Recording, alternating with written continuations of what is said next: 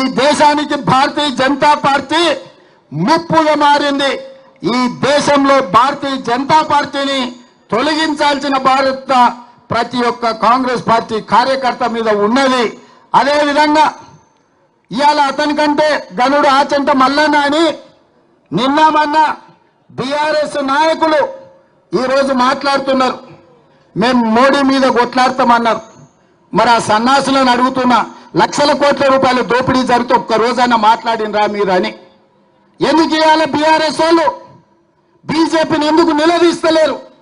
సెబీలో జరిగిన కుంభకోణం, సెబీకి సంబంధించిన జేపీసీ విషయంలో బీఆర్ఎస్ విధానం ఏందో తెలంగాణ ప్రజలకు చెప్పాలి.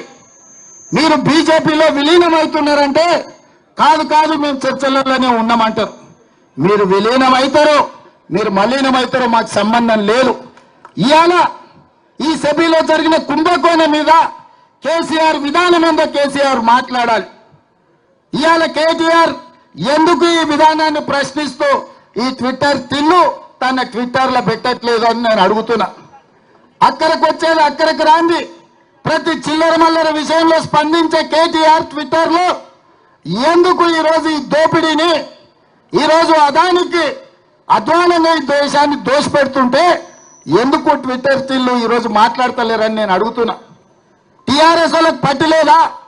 ఈ దేశ సంపద దోస్తుంటే బీజేపీకి అనుకూలంగా మీరు ఉన్నారని ఇది ఒక్కటే స్పష్టమైన సాక్ష్యం కదా. నిజంగానే బీఆర్ఎస్ బీజేపీలో విలీనం కాకపోతే, బీజేపీ బీఆర్ఎస్ చీకటి ఒప్పందంలో కాంగ్రెస్ కు వ్యతిరేకంగా కొట్లాడకపోతే ఈ జేపీసీ విషయంలో బీఆర్ఎస్ విధానం ఏందో తెలంగాణ ప్రజలకు చెప్పాలి. ఇవాళ ఆ సన్నాసులు మోడీని, అమిత్ షా గారిని మెప్పించడానికి, సంతోషపెట్టడానికి అంతర్జాతీయ ఎయిర్పోర్టుకున్న రాజీవ్ గాంధీ పేరు తీసేస్తామంటారు. సచివాలయం ముందర ఉన్న విగ్రహాన్ని తొలగిస్తామంటారు. నేను అడుగుతున్నా, మీ తాతలు ముత్తాతలు మీ మొత్తం జాతి వచ్చినా రాజీవ్ గాంధీ గారి విగ్రహాన్ని కూడా ముట్టుకోలేరు.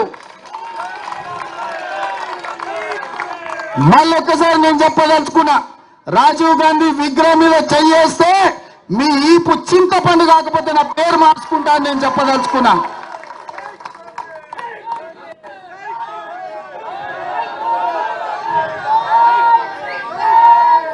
ఆసామాసిగా అల్లా తప్పగా అక్కడ ఎవరో ఆ విగ్రహం పెడుతున్నారని మీరు అనుకుంటున్నారేమో.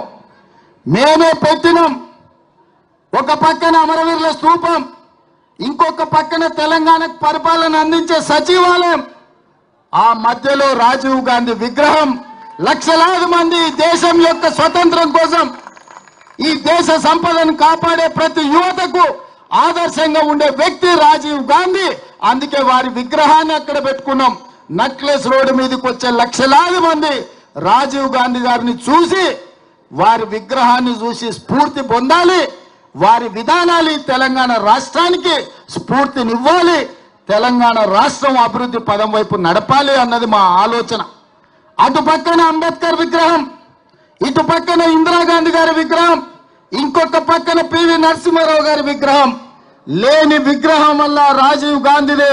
అందుకే ఈ లక్షలాది మంది కాంగ్రెస్ పార్టీ కార్యకర్తల ఆలోచనలో భాగంగా మా ప్రభుత్వం, మా మంత్రివర్గం అక్కడ రాజీవ్ గాంధీ గారి విగ్రహం పెట్టినాం. ఎవడు తొలగిస్తాడో రావాలి, తారీఖు చెప్పాలి అని చెప్పి నేను చెప్పదలుచుకున్నా.